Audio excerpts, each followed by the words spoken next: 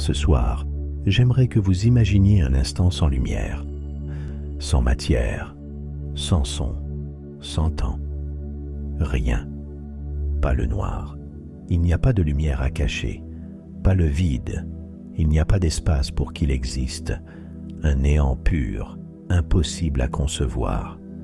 Ce n'est pas un avant, car le temps lui-même n'a pas encore commencé. Et pourtant, c'est là, dans ce rien absolu, que notre histoire commence. Il y a environ 13,8 milliards d'années, quelque chose se passe. Pas une explosion, comme on se l'imagine parfois, pas un feu d'artifice dans un coin du vide, mais une dilatation soudaine de l'espace, partout, en même temps, dans toutes les directions. C'est ce que l'on appelle aujourd'hui le Big Bang. Un nom célèbre, mais trompeur, car ce n'est pas un bang, ni un bruit. Il n'y a pas d'air, pas de centre. L'univers n'a pas explosé dans quelque chose, il s'est étendu de lui-même, il était cette expansion. Au tout début, il n'a ni forme, ni structure. Il est dense, brûlant, uniforme, un bouillon d'énergie pure, à des températures et des pressions inconcevables. Le temps commence, l'espace naît, et les lois de la physique commencent à se différencier, comme les premières notes d'un morceau encore muet. L'univers, alors plus petit qu'un grain de sable, grandit à une vitesse stupéfiante.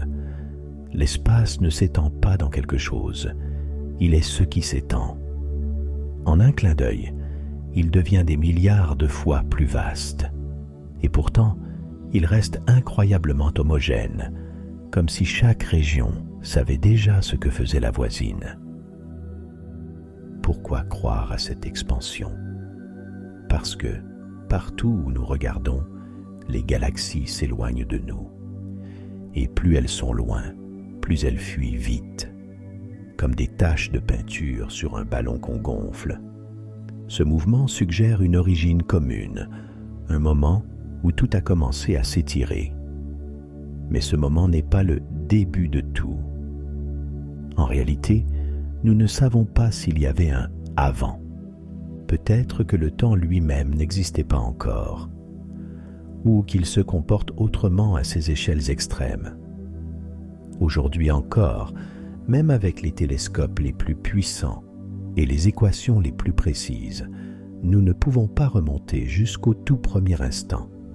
Un mur d'opacité nous bloque.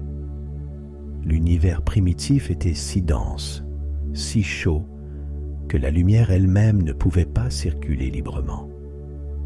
Nous voyons les échos de cette époque dans le fond diffus cosmologique, un souffle froid et ancien, vestige d'un univers devenu transparent des centaines de milliers d'années après le début. Et même cette lumière ne nous dit pas tout. Certaines théories suggèrent que le Big Bang n'était qu'un rebond, que notre univers est un chapitre d'une histoire plus vaste, faite de cycles, d'expansion, de fin, puis de recommencement. Mais cela, nous ne le savons pas, et peut-être ne le saurons-nous jamais. Alors, pour l'instant, nous partons de ce que nous pouvons observer.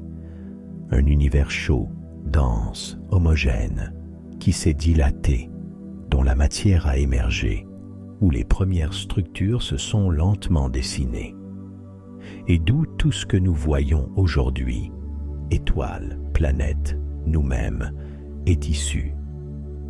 Le Big Bang n'est pas une certitude absolue, mais il reste la meilleure théorie que la science ait formulée à ce jour pour expliquer nos origines. Elle repose sur des observations solides, répétées, cohérentes. Mais elle ne dit pas tout. Elle ne dit pas pourquoi l'univers existe, ni comment le temps a commencé. Elle ne décrit pas un instant zéro, mais un état primordial, à partir duquel tout s'est mis en place. Et c'est là que commence notre voyage. Fermez les yeux. Imaginez un univers encore invisible, informe, silencieux. Car cette nuit, nous allons assister à sa naissance.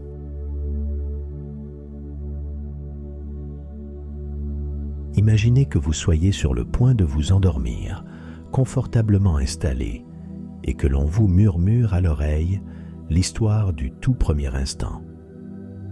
Pas le premier jour, ni la première seconde, non, encore bien avant cela. C'est le moment que les scientifiques appellent le temps de Planck. Cela peut sembler étrange, mais c'est l'échelle de temps la plus petite à laquelle nos lois physiques actuelles peuvent encore s'appliquer. 10 puissance moins 43 secondes. C'est si minuscule que même un escargot ne pourrait pas comprendre à quel point c'est court. C'est un peu comme si vous essayiez de couper une seconde en milliards de milliards de milliards de morceaux et qu'il en restait encore à découper. Ce premier instant, c'est l'aube absolue. Avant ce moment, nos concepts de temps et d'espace cessent d'avoir un sens physique.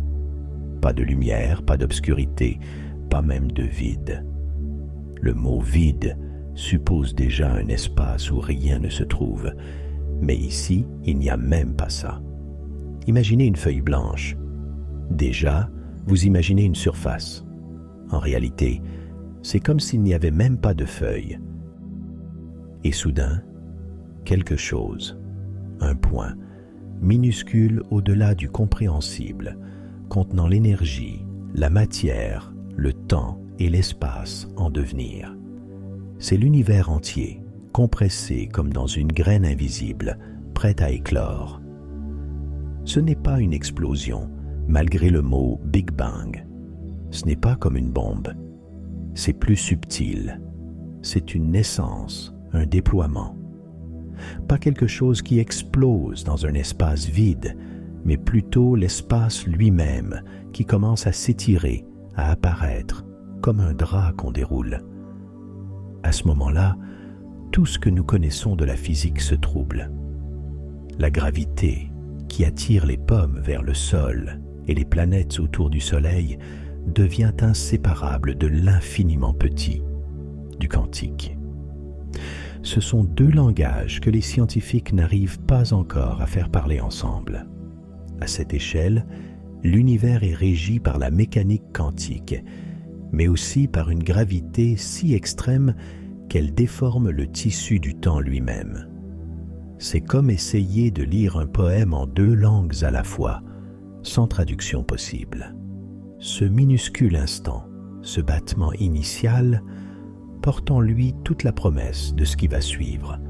Les galaxies, les étoiles, les planètes, les océans, les rêves. C'est le moment où l'univers tout entier est concentré dans un état si chaud, si dense, que les lois classiques ne peuvent même plus s'appliquer. On parle ici de température proche de 10 puissance 32 Kelvin. C'est 1000 milliards de milliards de milliards de degrés.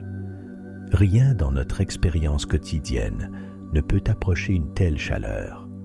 Même au cœur des étoiles, la température est ridiculement basse en comparaison. Imaginez une boule d'énergie pure contenant tous les possibles, chaque étoile, chaque grain de sable, chaque pensée. C'est comme si l'univers portait encore son pyjama d'origine, une chaleur uniforme, sans forme, sans direction. L'espace n'est pas encore différencié, il n'y a pas de haut, pas de bas, pas de distance, rien n'est séparé. Tout est un, et dans cette soupe d'énergie indifférenciée, les premières lois physiques prennent forme. Ce sont les règles du jeu de l'univers. On pense que, dans cet instant de Planck, les 4 forces fondamentales de la nature, la gravité, l'électromagnétisme, la force faible et la force forte, ne sont pas encore distinctes. C'est comme si elles formaient une seule et même force, unifiée, que le refroidissement de l'univers séparera peu à peu, comme les couleurs d'un arc-en-ciel qui apparaissent lorsqu'on fait passer la lumière à travers un prisme. Mais déjà, en un clin d'œil, ce moment de Planck est terminé. L'univers, aussi soudainement qu'il a commencé, commence à se dilater, Ce n'est pas une expansion dans un espace vide, mais l'espace lui-même qui se crée, s'étire, s'ouvre. Comme si vous gonfliez un ballon à une vitesse vertigineuse, sauf que ce ballon ne se gonfle pas dans quelque chose. Il est tout ce qu'il y a. Ce moment est presque totalement inaccessible pour nous. Nos équations, nos instruments, nos observations, tout s'arrête là. On ne peut pas voir ce moment ni même le recréer, mais on peut l'imaginer en douceur comme un rêve, comme le battement de cœur primordial, silencieux mais profond, qui annonce toute une symphonie à venir. Le temps de Planck, c'est ce tout petit soupir cosmique, un soupir qui a tout changé. C'est le tout premier instant accessible à nos équations, le moment où l'univers tel que nous le connaissons commence, pas avec un fracas, mais avec une promesse, celle d'un univers qui allait un jour briller d'étoiles, murmurer des vents, naître à la conscience et poser doucement les premières questions.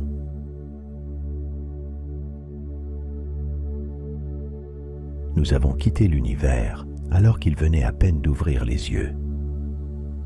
Une fraction d'instant après ce que l'on appelle le temps de Planck, le cosmos est encore un espace d'énergie extrêmement dense, chaud et presque uniforme. Mais à présent, quelque chose d'incroyable va se produire. Ce n'est pas une croissance lente, ce n'est pas une étincelle progressive, c'est un jaillissement, un souffle d'une ampleur que l'on ne peut comparer à rien de connu. C'est ce que les scientifiques nomment l'inflation cosmique. Imaginez un ballon que l'on gonfle. À première vue, rien de très impressionnant. Mais là, le ballon n'est pas rempli d'air, il est rempli d'espace. L'univers n'est pas quelque chose dans lequel on place des objets. C'est lui-même le contenant. Et ce contenant, durant l'inflation, se met à grandir si vite, si brutalement, qu'en l'espace de 10 puissance moins 32 secondes, il devient des milliards de fois plus grand. C'est comme si un grain de sable devenait, d'un coup, plus grand qu'un système solaire. Sans prévenir, sans bruit, une dilatation fulgurante, silencieuse, inarrêtable. Mais pourquoi? Qu'est-ce qui pousse l'univers à ce grand élan? Imaginez une corde tendue à l'extrême. Il y a une énergie cachée dans cette tension. On pense qu'à ses tout débuts, l'univers contenait une sorte d'énergie du vide, une énergie étrange qui agissait comme une force répulsive. Elle ne tirait pas, elle poussait, elle ne comprimait pas, elle gonflait, comme si le tissu même de l'espace voulait s'étirer. Et cette énergie, pour des raisons encore mal connues, a agi brutalement, déclenchant cette phase d'expansion exponentielle. Pendant cette inflation, l'univers devient extrêmement homogène à grande échelle. C'est comme si on avait tendu un drap froissé pour l'aplanir. Tous les plis disparaissent. Les irrégularités sont gommées. Et pourtant, à très petite échelle, des petites bulles subsistent. Des fluctuations minuscules, nées des lois étranges de la mécanique quantique. Ce sont comme de légers frissons dans l'espace, trop petits pour être visibles à l'époque, mais appelés à devenir immenses. Ces frémissements, ces imperfections microscopiques sont le berceau des futures galaxies. Car après l'inflation, quand l'univers ralentit son expansion et que les lois habituelles reprennent le dessus, ces minuscules variations deviennent les graines de la structure cosmique. Un peu plus de matière ici, un peu moins là. Et avec le temps, cela fera la différence entre une étendue vide et un endroit où naîtra une étoile, une planète, une vie. Mais restons encore un instant dans cette phase de vertige. L'univers grandit, mais il ne se refroidit pas de manière efficace pendant cette phase. Il s'étend trop vite pour que les particules aient le temps de s'organiser. Tout est encore énergie pure. Pas de particules stables, pas de lumière, pas d'atomes. Rien que l'espace en expansion et les traces de cette poussée cosmique. Ce qui est fascinant, c'est que même aujourd'hui, nous pouvons encore voir les effets de cette inflation. En observant la lumière très ancienne du fond diffus cosmologique, cette lumière née bien plus tard, nous détectons ces toutes petites variations, ces minuscules différences de température, si faibles qu'on ne les ressentirait même pas sur la peau, mais assez marquées pour que les étoiles, les galaxies, les êtres puissent exister un jour. Il faut imaginer que l'univers, dans cet instant, est comme une toile vierge qui se tend d'un seul coup, mais pas une toile vide. Une toile avec des micro-rides, des petits grains de poussière quantiques que l'inflation étire jusqu'à les rendre visibles à l'échelle cosmique. Ce sont ces grains qui feront les constellations. Quand l'inflation s'arrête, presque aussi soudainement qu'elle a commencé, l'univers reste immense, mais il est devenu plus calme. Il n'a plus besoin de cette énergie du vide pour se dilater aussi vite. À présent, la matière peut enfin commencer à exister. L'espace, tout neuf, est prêt à accueillir les premières particules, la lumière, le mouvement. Il s'est agrandi comme une chambre qui attend ses habitants. Imaginez la sensation de rentrer dans une pièce lumineuse, paisible, avec des murs doux et arrondis, comme une bulle. Vous ne savez pas encore ce qui va s'y passer, mais vous sentez que tout est en place pour que quelque chose naisse. L'univers, après l'inflation, est exactement cela. Un théâtre vide où le spectacle va enfin commencer. Et alors, à ce moment précis, l'énergie se transforme. Elle se refroidit, se condense, se fragmente. Les premières particules fondamentales apparaissent. Des quarks, des électrons, des neutrinos.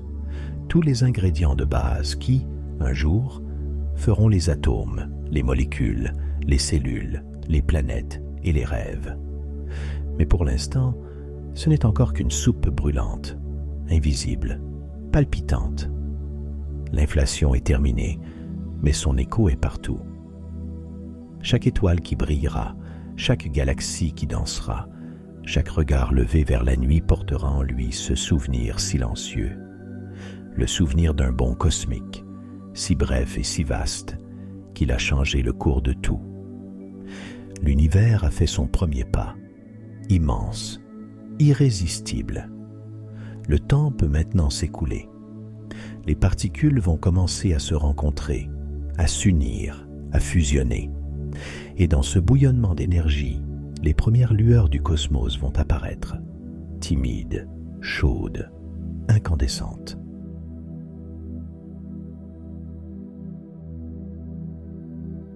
L'inflation est passée comme un rêve rapide et silencieux. À présent, l'univers est immensément plus grand qu'il ne l'était un instant plus tôt. Mais il n'est pas encore paisible. Au contraire, il est en pleine effervescence, comme une marmite qui vient de passer d'une simple vapeur à une ébullition furieuse. Le temps commence vraiment à se dérouler. L'espace s'est dilaté, mais il reste incroyablement chaud, dense, incandescent. Nous entrons dans l'ère du plasma primordial. À ce stade, l'univers est un océan brûlant d'énergie et de particules. Il ne faut pas s'imaginer un espace vide avec quelques objets flottants. Tout est partout. L'univers est rempli, saturé, incandescent. Imaginez une soupe si dense que l'on ne peut pas voir à travers, comme un brouillard de lumière trop vive. Ce n'est pas une lumière qui éclaire. C'est une lumière enfermée, piégée, qui rebondit sur chaque particule, comme dans une salle de miroir infini. La lumière existe, oui, mais elle ne peut pas voyager librement. Elle est bloquée, dispersés dans toutes les directions à chaque instant. L'univers est, pour l'instant, totalement opaque. Dans cette soupe, les éléments les plus simples commencent à se former. Les quarks, ces minuscules particules fondamentales, s'assemblent pour créer des protons et des neutrons. Ce processus se passe dans les premières secondes, alors que l'univers est encore chaud, au-delà de toute mesure. On parle de dizaines de milliards de degrés. Ces protons et neutrons vont ensuite fusionner pour former les premiers noyaux, surtout de l'hélium, un peu de deutérium, du lithium. C'est ce que l'on appelle la nucléosynthèse primordiale. Imaginez que vous observez un immense chaudron cosmique dans lequel les ingrédients de base de la matière sont mélangés. Le feu est si fort qu'il empêche toute structure stable au début. Mais dès que la température baisse un tout petit peu, certains ingrédients commencent à se lier, formant des noyaux d'atomes. C'est une cuisine fondamentale, dans laquelle les recettes sont simples, mais les proportions extrêmement précises. Si la température ou la densité avaient été légèrement différentes, nous n'aurions peut-être pas eu les bons éléments pour que la vie, un jour, apparaisse. Mais à ce stade, ce ne sont encore que des noyaux nus. Les électrons, eux, sont trop énergiques pour rester en orbite autour de quoi que ce soit. Tout est en mouvement constant. Les protons, les électrons, les photons, ces grains de lumière se heurtent, s'échappent, reviennent, tourbillonnent. L'univers ressemble à un orage permanent, une danse d'énergie, sans lumière visible, sans couleur, sans forme. Il est difficile d'imaginer cette ambiance. C'est comme un brouillard si lumineux qu'il aveugle, si chaud qu'il transforme toute matière en énergie libre. Mais c'est un chaos fertile. Car malgré cette apparente désorganisation, chaque collision, chaque interaction participe à l'évolution du cosmos. C'est un désordre qui prépare l'ordre à venir. Durant cette période, le temps s'étire. Quelques minutes, quelques heures, quelques jours. Mais à l'échelle cosmique, ces instants sont des éternités. L'univers continue de se refroidir lentement. La densité diminue. Les particules se déplacent toujours rapidement, mais elles commencent à avoir un peu plus d'espace pour respirer. Pourtant, la lumière reste piégée. Elle ne peut pas encore raconter ce qu'elle voit, car chaque fois qu'elle tente de partir, elle est stoppée, renvoyée, retransformée. Elle attend son moment. Cette ère du plasma primordial dure des centaines de milliers d'années. Un monde sans forme, mais plein de promesses. Dans ce tumulte, rien ne peut encore briller. Rien n'a de contour. Et pourtant, tout ce qui existera un jour s'y prépare. Les étoiles à venir, les planètes, les océans, les rêves d'un être conscient. C'est un silence aveugle, chargé de l'énergie de toute chose. Et dans cette soupe, les petites irrégularités laissées par l'inflation commencent à jouer leur rôle. Là où il y a un peu plus de matière, la gravité attire. Là où il y en a un peu moins, elle repousse. Lentement, très lentement, ces différences infimes vont s'accentuer. Des zones légèrement plus denses deviennent encore plus denses. Ce sont les futures structures de l'univers, les graines invisibles des galaxies et des étoiles. Mais pour que tout cela devienne visible, il faut que la lumière soit libérée. Il faut que l'univers, enfin, devienne transparent. Ce moment approche. Il faudra attendre environ 380 000 ans après le début pour que les électrons, enfin calmés par le refroidissement, acceptent de s'attacher au noyau pour former les premiers véritables atomes. Et alors, dans ce grand théâtre, la lumière pourra enfin sortir de scène, libre, voyageant à travers le cosmos. Durant des centaines de milliers d'années, l'univers a été un brouillard chaud rempli de lumière piégée. Une lumière invisible, enfermée, éparpillée dans une soupe d'électrons et de protons, s'entrechoquant sans relâche. Mais le temps passe. L'univers continue à s'étendre, doucement maintenant, comme une respiration plus calme après l'effort de l'inflation. Et ce calme, ce refroidissement progressif, prépare un moment décisif, celui où la lumière va enfin pouvoir s'échapper. Imaginez une pièce remplie de vapeur brûlante, si épaisse qu'on ne peut rien distinguer. Au fil du temps, la vapeur se condense, l'air se clarifie et peu à peu, les formes se dessinent. C'est ce qui se produit dans l'univers, mais à une échelle vertigineuse. Au fur et à mesure que la température descend, autour de 2700 degrés Celsius, les électrons ralentissent. Ils ne sont plus assez agités pour éviter l'attraction des noyaux. Alors, quelque chose de nouveau se passe. Ils s'attachent. Les électrons se lient aux noyaux d'hydrogène et d'hélium pour former les premiers atomes stables. On appelle ce moment la recombinaison. Mais pourquoi ce nom? Recombinaison signifie que les particules qui étaient déjà là se retrouvent. Elles se recombinent pour former une unité plus stable.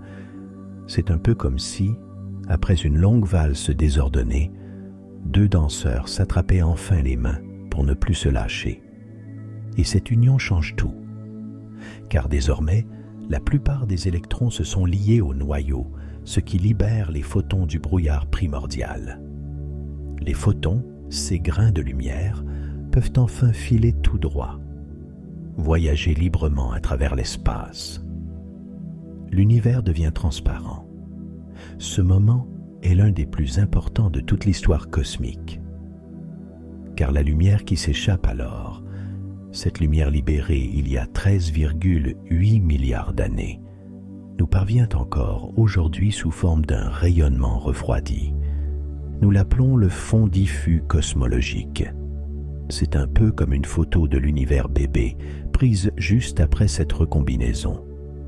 Une lumière très faible, froide aujourd'hui, environ moins 271 degrés Celsius, mais partout, dans toutes les directions, comme une berceuse fossile, que l'univers continue de fredonner. Les scientifiques l'ont observé, capté, analysé. Ce rayonnement nous montre un univers presque uniforme, avec de subtiles fluctuations, mais parsemé de très légères différences de température, d'infimes variations de densité. Ces taches floues, ces zones légèrement plus chaudes ou plus froides, ce sont les empreintes des structures futures, les galaxies, les étoiles, les amas. On pourrait dire que l'univers, à cet instant, ouvre enfin les yeux. Il ne voit pas encore, mais il devient visible. C'est l'aube cosmique, celle où l'obscurité cesse d'être totale, où la lumière commence son grand voyage. Un photon libéré à ce moment peut encore, aujourd'hui, frapper un télescope sur Terre. C'est comme une lettre envoyée depuis l'aube du temps, qui aurait mis presque 14 milliards d'années à arriver. Et pourtant, ce monde est encore sans étoiles. Ce qui s'illumine, ce n'est pas une lumière émise par des astres. C'est une lumière résiduelle, un rayonnement qui se propage depuis cette transformation du cosmos, comme la chaleur qui reste dans une pièce après qu'un feu s'est éteint. L'univers s'est apaisé. Il est devenu un lieu où la lumière peut vivre, mais il est encore vide de structures complexes. Pas encore d'étoiles, pas encore de galaxies. Seulement des atomes flottant dans l'immensité, dispersés dans un océan de clarté froide. Ce calme apparent marque la fin d'une époque et le début d'une autre. Le rideau est tombé sur le tumulte des débuts. L'univers entre dans une ère étrange, celle des âges sombres. Un long silence cosmique va s'installer.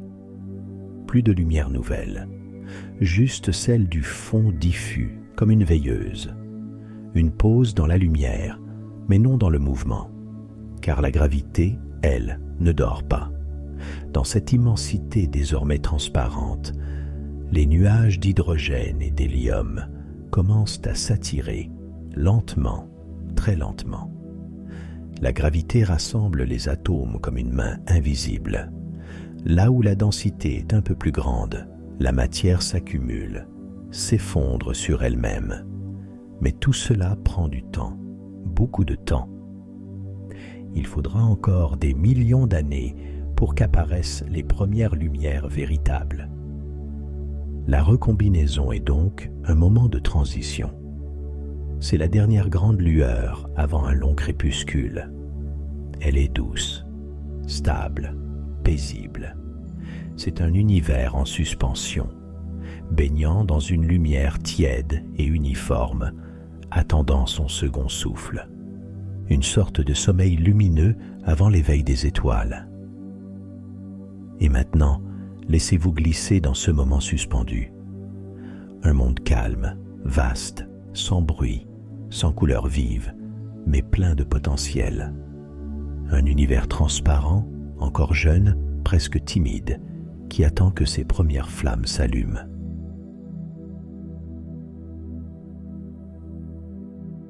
Le silence a duré longtemps. Des millions d'années ont coulé dans la nuit cosmique, calme et profonde, sans aucune étoile pour l'éclairer. Mais maintenant, lentement, doucement, les ténèbres s'animent. Quelque chose frémit dans le noir. Des zones denses s'effondrent, les gaz s'enroulent sur eux-mêmes, la température monte au cœur des nuages. Et puis, comme un feu qu'on allume dans la neige, la première étoile s'allume. C'est une lumière neuve, vive, presque timide dans l'immensité. Elle est née de la pression, de la chaleur, d'un effondrement contrôlé. L'univers vient d'accoucher de sa première source de clarté véritable, une étoile forgée dans le silence et la solitude. Ces premières étoiles, très massives, pouvaient être plusieurs dizaines, voire plus de 100 fois la masse du Soleil. Elles brillent d'une lumière bleue et blanche, féroce, et ne vivent que quelques millions d'années. Mais elles changent tout, car la lumière qu'elles émettent n'est pas seulement un éclat, c'est une action. Elle chauffe l'environnement, elle chasse les ténèbres autour d'elle, elle ionise les atomes d'hydrogène neutre, libérant à nouveau des électrons et des protons. L'univers, autour de chaque étoile, devient à nouveau un peu plus transparent, un peu plus vivant. Cette période, où la lumière revient par vagues, s'appelle la rayonisation. C'est comme si, par petites touches, des lucioles s'allumaient dans un jardin endormi. Les étoiles ne naissent pas seules. Là où la matière est dense, plusieurs foyers s'allument. Ils se regroupent, et peu à peu, ces regroupements deviennent des galaxies, des spirales, des ellipses, des amas chaotiques. Chaque galaxie est un archipel d'étoiles, un gigantesque tourbillon contenant des milliards de soleils. Notre propre galaxie, la Voie lactée, est une de ces formations. Mais à cette époque, elle n'existe pas encore.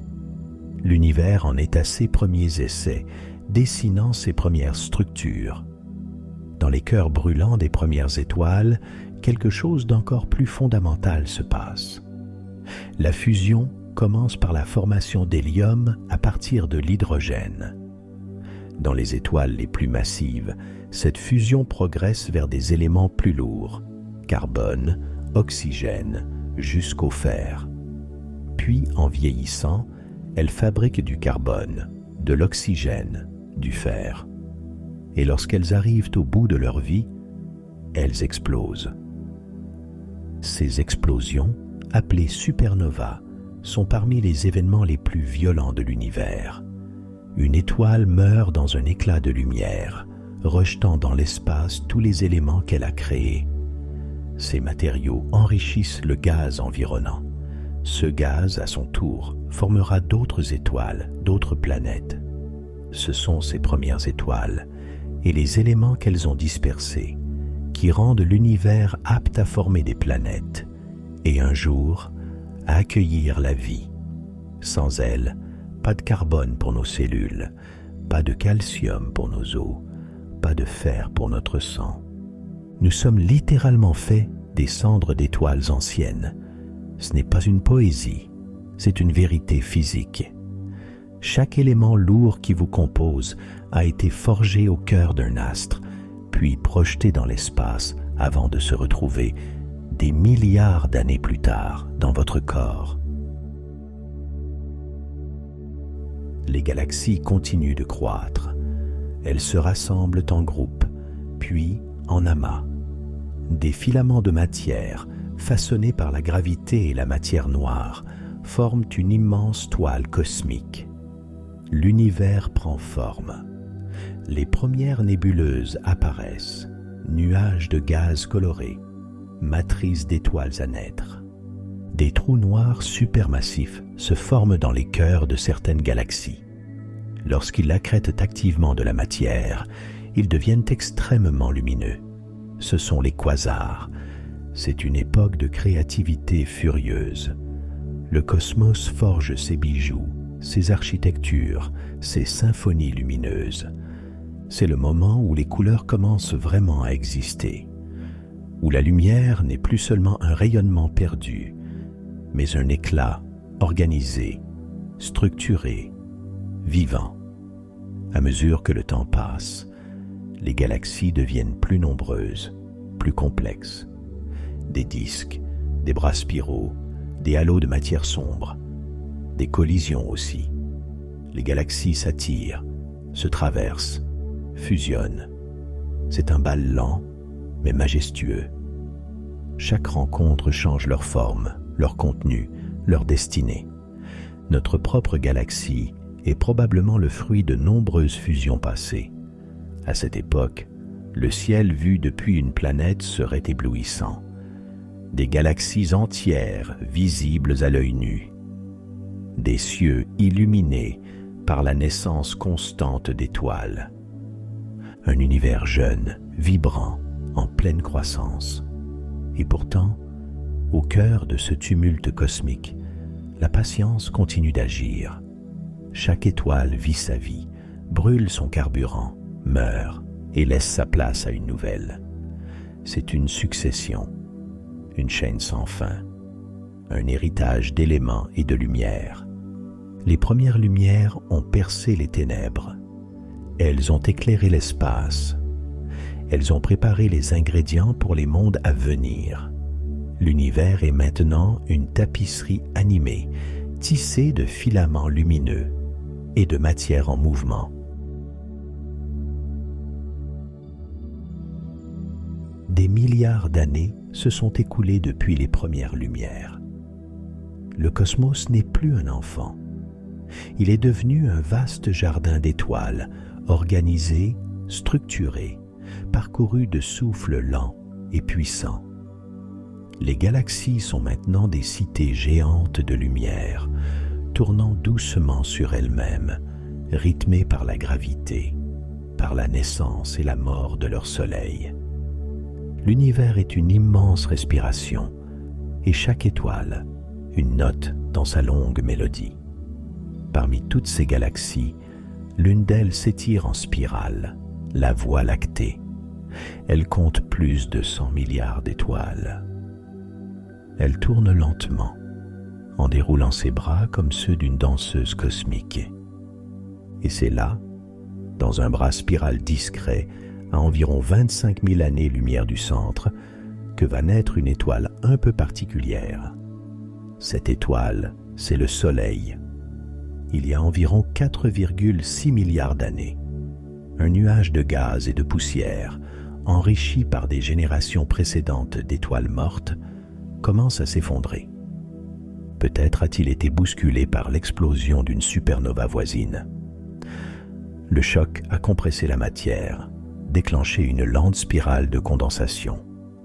Ce nuage, vaste et froid, commence à se contracter. En son centre, la pression monte, la température grimpe. Et comme tant d'autres avant lui, une étoile naît. Le soleil s'allume. Ce n'est pas une explosion. C'est un allumage silencieux, mais stable. Le cœur de l'astre devient le théâtre d'une fusion nucléaire continue. L'hydrogène s'y transforme en hélium, dégageant une énergie suffisante pour faire briller l'étoile pendant des milliards d'années. Et tout autour, ce qui reste du nuage commence à tourner. Ce disque tournoyant de gaz et de poussière, baigné de lumière solaire, est le berceau de notre système planétaire.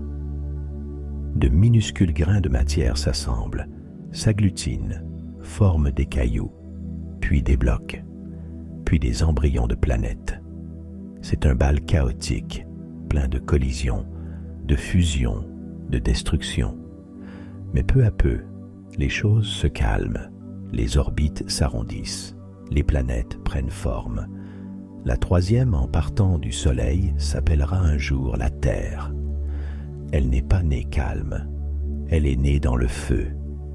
Sa surface est d'abord une mer de lave, bombardée par des astéroïdes, réchauffée par l'énergie de l'accrétion. Un choc gigantesque avec un objet de la taille de Mars donne naissance à la Lune. Ce satellite stabilise la rotation de notre planète, crée les marées, sculpte les équilibres futurs. Et puis, lentement, la croûte se forme. L'eau apparaît, probablement apportée en grande partie par des astéroïdes carbonés et peut-être aussi par des comètes riches en glace. L'atmosphère s'installe, d'abord chargée de gaz toxiques, puis enrichie par la respiration des premières formes de vie. Car oui, un jour, la matière s'organisera encore davantage. Elle se transformera jusqu'à devenir capable de ressentir, de penser, de rêver. Mais pour l'instant, la Terre est encore jeune. Elle tourne sur elle-même, orbite autour du Soleil, baigne dans une lumière qui ne s'éteindra pas avant des milliards d'années. Le Soleil, lui, est une étoile calme, stable, faite pour durer. Il n'est ni trop chaud, ni trop froid. Il brûle doucement, suffisamment pour permettre un jour l'apparition de la vie. Tout ce processus, de la naissance de l'univers jusqu'à celle du Soleil et de la Terre, n'est pas une suite de hasards bruts. C'est une chaîne de transformation, de recyclage cosmique. Des étoiles sont nées, ont vécu, sont mortes, et de leurs restes sont nées d'autres étoiles, d'autres planètes. La Terre n'est pas une étrangère dans cet univers. Elle est faite de lui, pétrie de ses cendres, illuminée de ses lumières anciennes. Nous vivons sur une planète forgée dans les restes de générations d'étoiles disparues. Notre monde est une perle façonnée par le temps, nichée dans un coin tranquille d'un vaste bras galactique. Et pourtant, tout y était réuni. Chaleur, eau, éléments chimiques, stabilité. Un équilibre fragile, mais suffisant pour que, un jour, la matière commence à se regarder elle-même. Le Soleil continue de briller. Il le fera encore pendant plus de 5 milliards d'années. Il offre chaque jour la lumière et la chaleur, comme un gardien patient. Et autour de lui, 8 planètes tournent, chacune avec son histoire, ses lunes, ses mystères. Mais c'est la Terre, seule pour l'instant, qui portera en elle la conscience du cosmos. L'univers est maintenant structuré. Les étoiles naissent et meurent. Les galaxies se déplacent, fusionnent, s'étirent. L'énergie circule. La matière évolue. Et dans un minuscule point bleu suspendu dans l'espace, quelque chose de nouveau va apparaître. La vie. Le soleil brille et la Terre tourne doucement dans son halo tiède. Pendant des centaines de millions d'années, le calme règne. Les éléments créés dans les étoiles se mêlent dans les océans naissants, dans l'air, dans les roches. La planète se stabilise, puis se transforme. Et un jour, personne ne sait exactement quand, la matière se met à frémir autrement. Des molécules simples s'assemblent. Elles forment des chaînes. Ces chaînes se replient, se dupliquent, interagissent. Elles n'ont pas encore de pensée, pas de volonté, mais elles vivent. C'est la vie qui commence, dans une goutte d'eau peut-être, dans une chaleur souterraine ou dans une pluie ancienne tombée sur des cailloux baignés de soleil. Pendant des milliards d'années, la vie évolue. D'abord, ce sont des cellules simples, puis des formes plus complexes. Des êtres se déplacent, se nourrissent, perçoivent. Ils nagent, rampent, courent, volent. La diversité explose, des forêts apparaissent. Des yeux s'ouvrent, des cerveaux s'éveillent. Et un jour, sur une branche fragile d'un arbre généalogique parmi des milliards d'autres, un être lève les yeux vers le ciel. Il se demande, il s'étonne. Il regarde la lune, les étoiles, les saisons. Il comprend que le feu réchauffe, que la pierre tombe, que les ombres bougent. Il raconte, il chante, il peint des scènes dans des grottes. La conscience est née. Elle n'est pas parfaite, pas uniforme, pas complète, mais elle est là. Et à travers elle, pour la toute première fois, l'univers commence à se regarder lui-même. Ce n'est pas une image poétique, c'est une vérité douce et profonde. Vous, moi, chaque être humain, nous sommes faits des poussières d'étoiles, recyclées, assemblées, vivantes. Nous sommes l'univers devenu sensible à lui-même, un fleuve d'atomes né dans les étoiles, passé par les roches, par l'eau, par le souffle, par les rêves, jusqu'à ce moment précis où, sans bruit, quelque chose dit « Je suis ».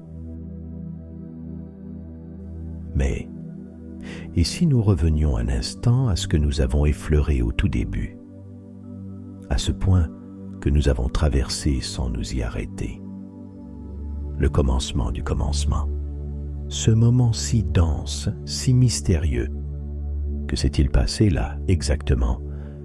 Eh bien, nous ne savons pas. Car c'est ici que nos outils cessent de fonctionner. Les lois naturelles, celles qui gouvernent les planètes, la lumière, les atomes, s'effondrent. Elles ne s'appliquent plus. Le temps lui-même devient incertain, flou, comme une rivière qui s'effacerait au moment de sa source. À cet instant, nos connaissances deviennent muettes.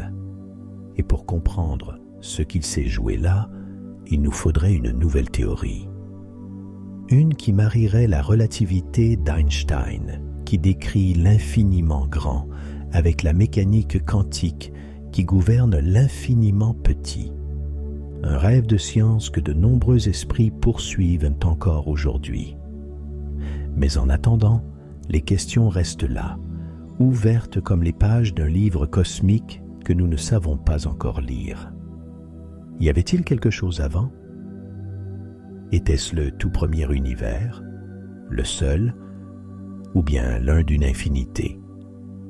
Est-ce que le Big Bang a été causé par quelque chose, ou est-ce qu'il s'est produit naturellement, selon des lois que nous ne comprenons pas encore? Nous ne savons pas, et peut-être ne le saurons-nous jamais. Mais voici ce que nous savons. Nous savons que l'univers tel que nous le connaissons a commencé là, et qu'à partir de cette origine obscure sont nées les particules, les galaxies, les étoiles, la Terre et vous. Et puisque dans nos os, il y a du calcium forgé dans des étoiles mortes, dans notre sang, du fer né dans des supernovas, dans notre souffle, de l'oxygène libéré par des cycles anciens, et dans notre esprit, la capacité d'imaginer, de comprendre, de douter, de rêver. L'univers n'est pas autour de nous, il est en nous. On pourrait même dire que nous sommes l'univers qui fait l'expérience de lui-même. Alors continuons à l'explorer, à le ressentir, à le questionner, jusqu'à ce qu'il n'y ait plus de questions à poser, ou que le silence devienne, en soi, une forme de réponse.